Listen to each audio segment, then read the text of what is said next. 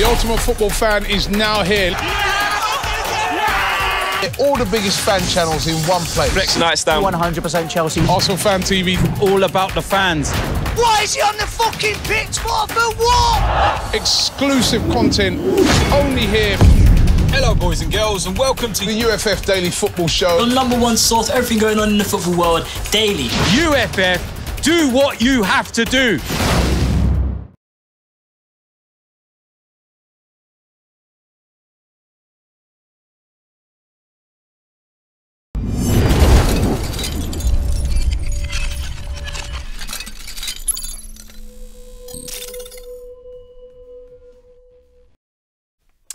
Hello, good evening and welcome to FanPark Live Head to Head in association with history. We're talking about some of the World Cup's most iconic football kits. It's a big part of football kits. Joined tonight by Rahman. I did it wrong again. I told you, so I get nervous and I've got to say that. You introduce everyone to yourself. I'm Ramon, from Neek Sports. I literally said, it's Ramon. Comes on, Rahman. I get Jay's name wrong every night. I can't even remember what his name is when we go live. So embarrassing, but there we go. Yes, football kits. Yeah. Often not spoken of. We know, obviously, winning games and great-looking football, superstar players, they dominate the conversation. Yeah. But football kits play a big part, right? Yeah, they do. They're massive. I mean, when we get excited about things like the World Cup and the Euros and other events, the first thing we want to know is who's wearing what kit, what colours the kit's going to be this year, what colours. There's talk on social media about new kits every year. Every Premier League team gets a new kit, so it's a big part of it. Absolutely, and we've seen that on a Premier League level, whether it be Manchester United's ugly grey kit, famous kits like Arsenal orange, yellow and orange, yellow orangey type JVC kit. Yeah. There's so many kits out there that are iconic that you remember from being a child that never leave you, and I think the World Cup is very, very similar. Remember, we're bringing this to you in association with history as of the 28th of May, 14 days consecutive, 24 hours a day on their channel. Okay, of football films and documentaries in the lead up to the biggest competition in the world relating to football. That is the World Cup. Hashtag history of football. And that's why we're bringing you a lot of these head-to-head debate shows. And tonight, as I say, we're looking at the iconic football kits. You can get involved by giving us a call on 0203 606 0315. We want to hear your views and your opinions over the course of the next sort of 15 to 20 minutes.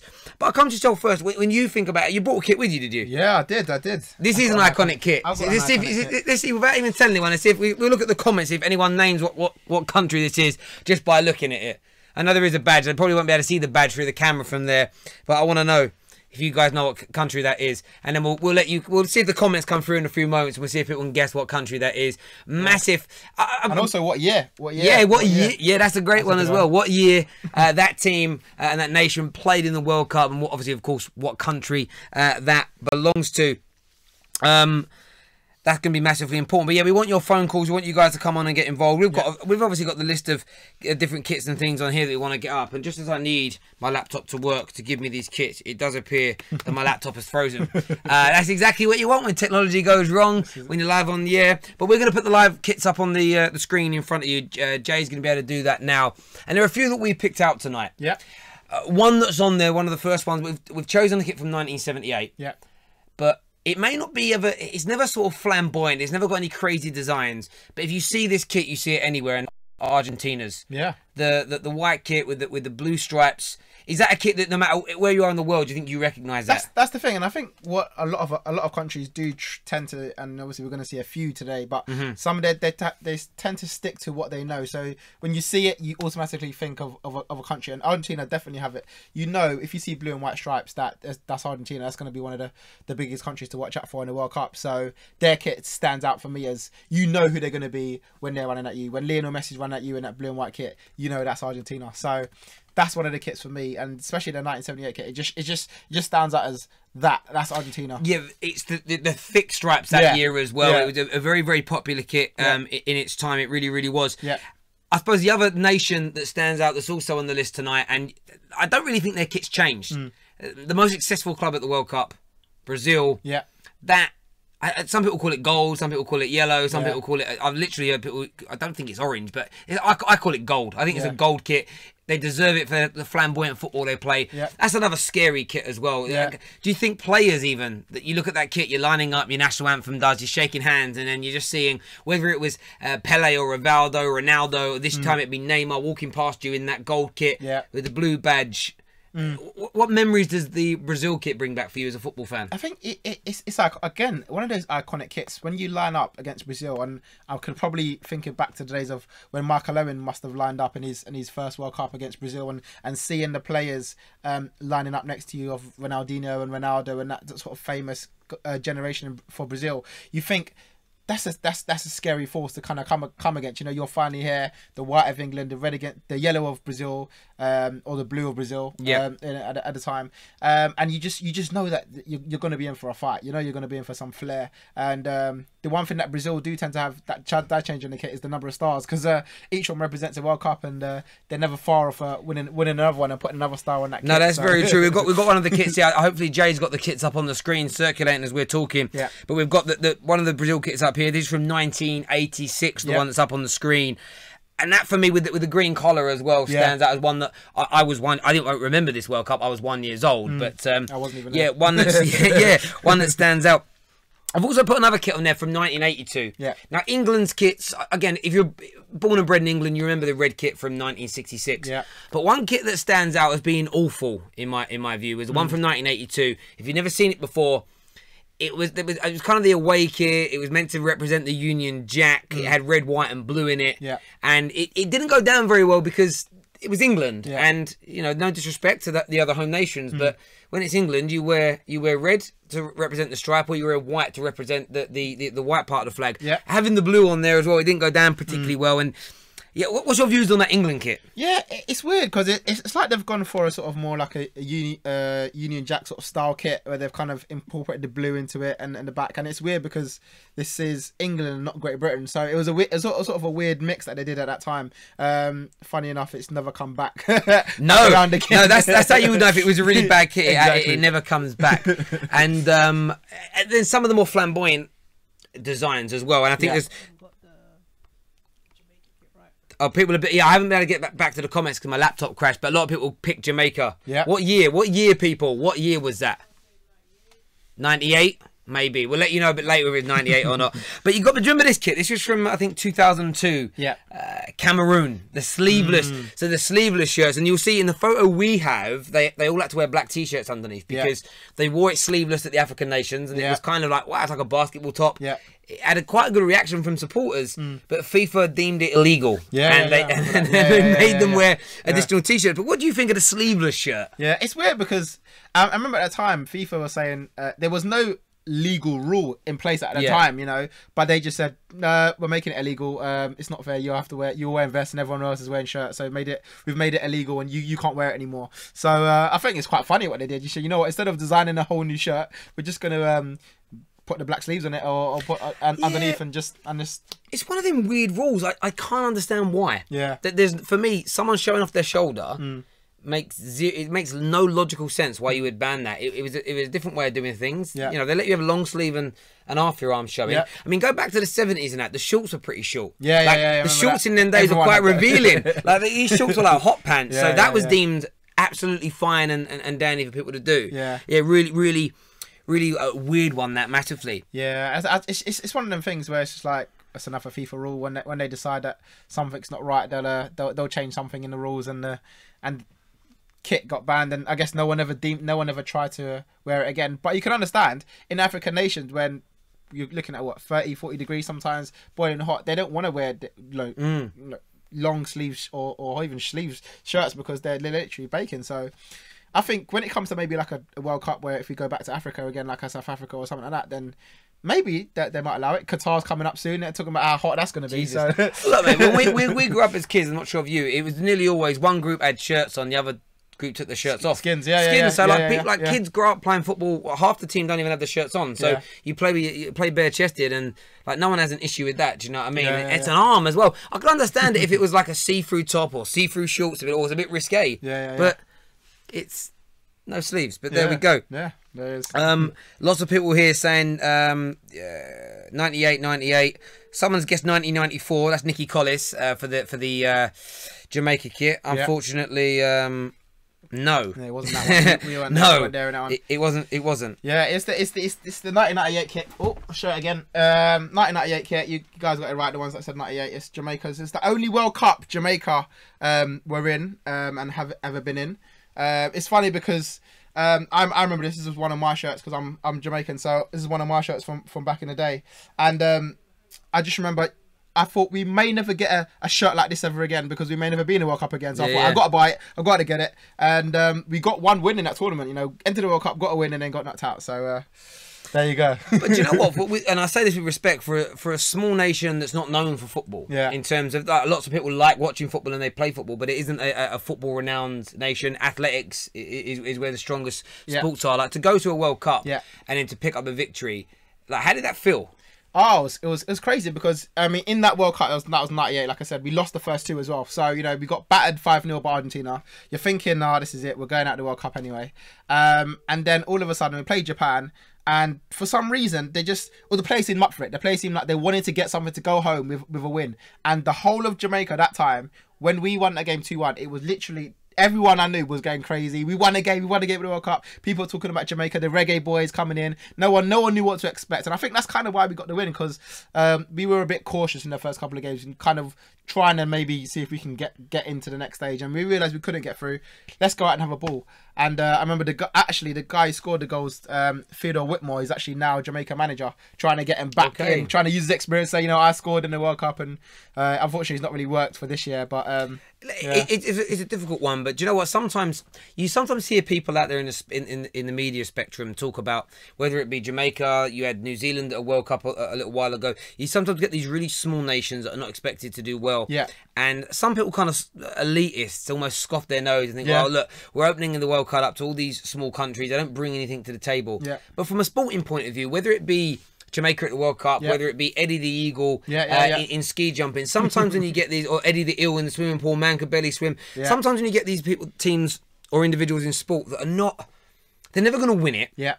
They're not even that good, really, on a real level. Yeah, but they pull off a great performance and they pick up a win. I think when New Zealand won a previous World Cup, I remember celebrating like I was from New Zealand. And I think it was even, was it the Rugby World Cup? And I want to say it might not have been Argentina, but I think, no, Japan beat a really big team. I think it might have beat South Africa or somebody. And I remember celebrating, I'm not Japanese, but it was like, what a moment for one of these great teams to do it. I think we have a call to come on and talk about iconic kits, which would be nice.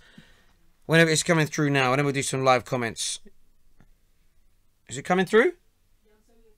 Let's do it.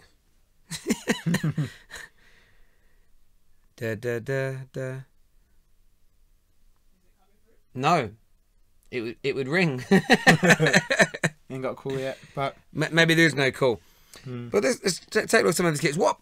Another kit that's not going to be there this year, and they've had some iconic kits. The one I've picked was the 1998 kit, but Holland or the Netherlands, depending on where you are. But bright, luminous orange.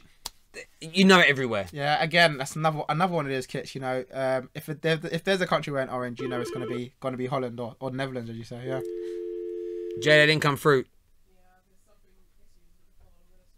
Okay, we're sorting the issue with the phone now. Could you get this kits put back on the screen and leave them up for a bit? Cool. There we go. You got Peru's kit as well, which again a lot of people wouldn't have seen Peru at a World Cup. Like they were the last, I think, in 2014, but it was a long time sort of in between. Early 70s there with their sort of stripy kit as well. Yeah. So we mentioned Cameroon's already. A couple that stand out to me as well though. Croatia, we'll touch on first. Obviously, always with the Czechs. Again, another nation where the kits, it's kind of, I don't know why, they're ugly, but I like them. Do you get what I mean? Yeah. I think with Croatia, they just kind of just threw their flag on their kit, didn't they? They kind of just said, you know what, let's just put most of the shirt with our flag on it and make it a bit checker, give it a bit of a design. Let it stand out. Let people remember it. We're in the World Cup. Let's just make it flamboyant as we possibly can. Which is a strange one because we've got the American kit from 1994's up, and it was basically that the shorts and the top had the stars over them and the colour of the flag. And I was listening to a radio show the other day, and they were talking about how kits aren't meant to have. It's like the badge. You change your badge. You're not meant to have your nation's flag on on your kits. Oh, really? Is it? Okay. Because you're not meant to have any national, political, I see. any kind of message. Which is weird then why they let you have national anthems. But anyway, so the Croatia one and the America kits, because they kind of represent the flags. Yeah.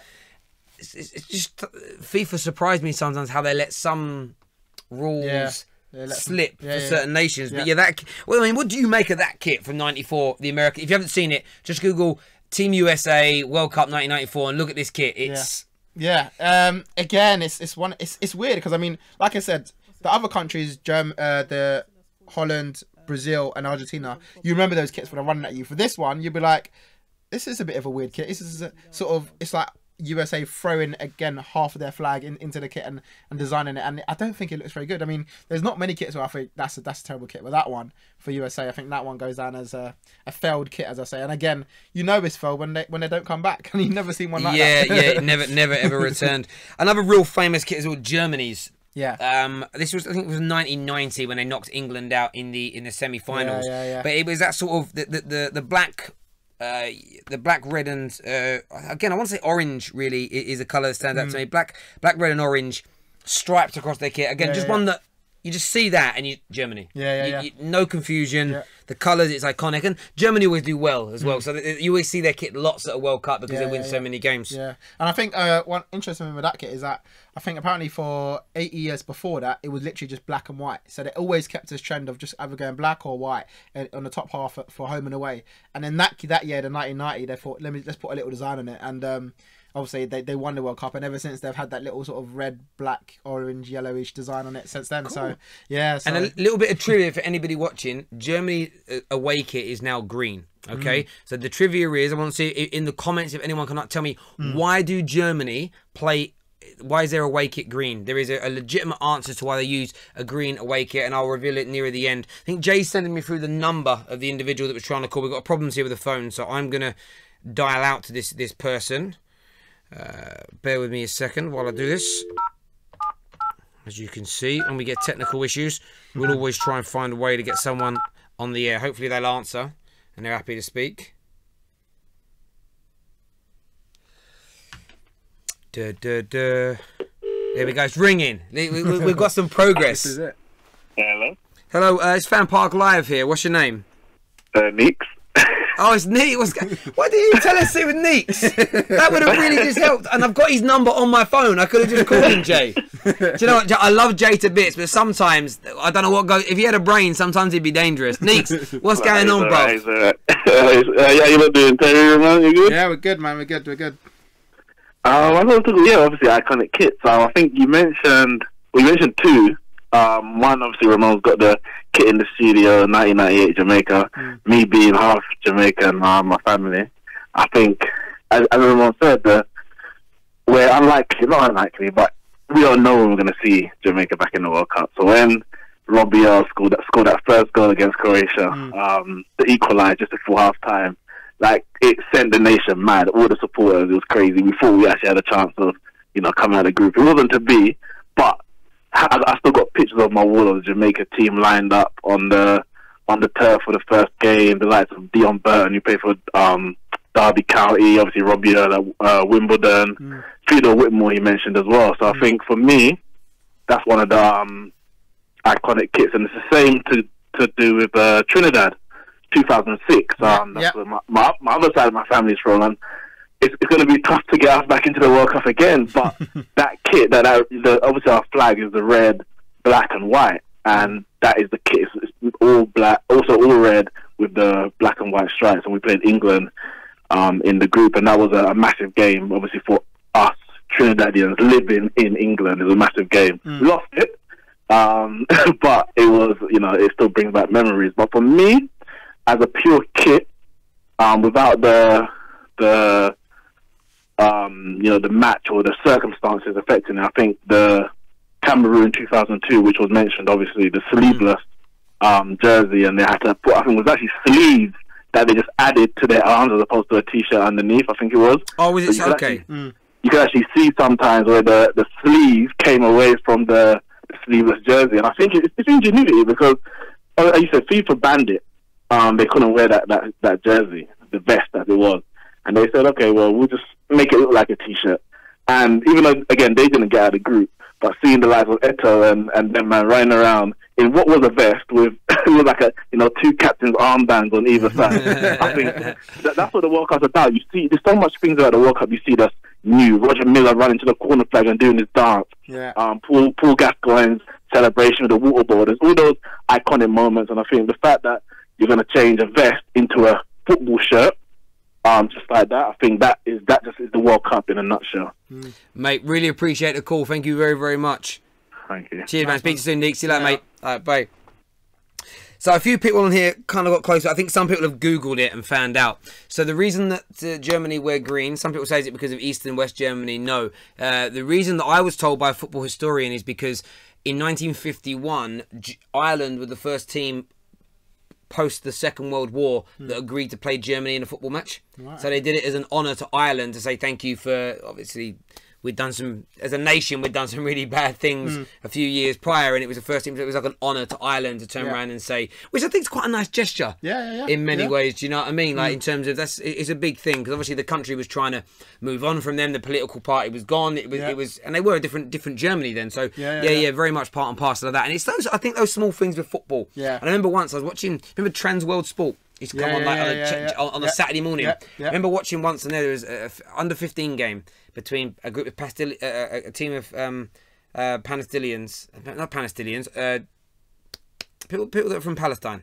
Is that what you said? Palestinians. Yeah, Palestinians. Yeah. That's the right word, right? Palestinians on one side and Israelis on another. And this, they showed you like sort of 20 minutes, about 5 minutes of the game, all edited up. But they all got on, they shook hands, and it was almost like, look at that sport. They kind of they get on and they're happy, and I like seeing those kind of moments in football where there's certain nations that maybe have a bit of a checkered past, play games, and it's nice to see. Do you know what I mean? So it really is. Yeah. Matthew Googled it. It's an awesome discovery. Yeah, definitely. Some people's answers, I can tell they've copied and pasted it. That's why, because I can tell you've copied and pasted it because I see your comments all the time, and none of you speak like that. It really isn't. So if you were to, before we end the show, because we're not going to debate which one was the best, I think everyone's got their reasons. Which kit from this forthcoming World Cup do you think could stand out to be the most iconic? For me, so far, it's the Nigerian kit. I don't know if you've seen it. I agree. Yeah. It's flamboyant. You know, it's definitely one of those ones where we might do the show in 10 years' time and look back and say that Nigerian kit goes down as an iconic kit. We obviously don't know what's going to happen now, but you know that one is bright green. You know, with like a white stripes, and then they got black and white on the arms. It's weird because Nigeria tend to stick to their sort of quite plain green or plain white of kits, and this year they've gone to try and be a bit flamboyant. We've got people like Iwobi wearing the kits and making it all quite trendy, and I think this is what it is. It's become quite a trend and quite fashionable. The kit label, I think in this one maybe Adidas designed the kits to try and make it stand out so that you might remember it. And also, I've got a lot of Nigerian fans that want to buy it just because.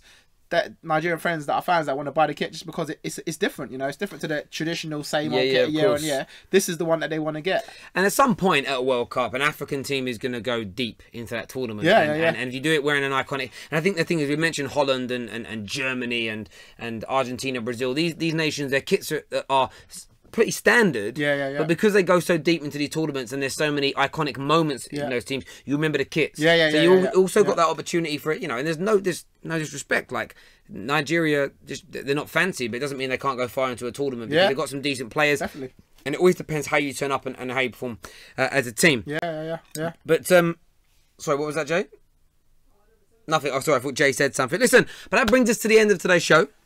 Really appreciate you all tuning in as ever. Remember to check out the description below and look at the 24/7 hashtag history of football brought to you by History that's starting on the 28th of May. We're back tomorrow night, 10 p.m. What's the debate tomorrow night, Jay? I know what it is. I'm just testing that our producer knows, you see. He should know these things. He's been a very busy man. He was saying to me, can we please get this done early today so I can go home and get to bed? You're a sleepy boy. What is it? Yes. We're debating tomorrow night which is the best World Cup nation, Brazil or Italy. There we go. That's going to be an interesting debate. Some people just go, oh, Brazil because they won more. But we'll delve into that in a bit more detail tomorrow night, 10 p.m. Thank you very much for coming on, mate. Really appreciate the chat. It's nice chatting a bit of kits. No debate as such tonight because we just thought we'd share the beauty of some of these kits. Everyone take care. God bless, and we'll see you all again very, very soon. See ya.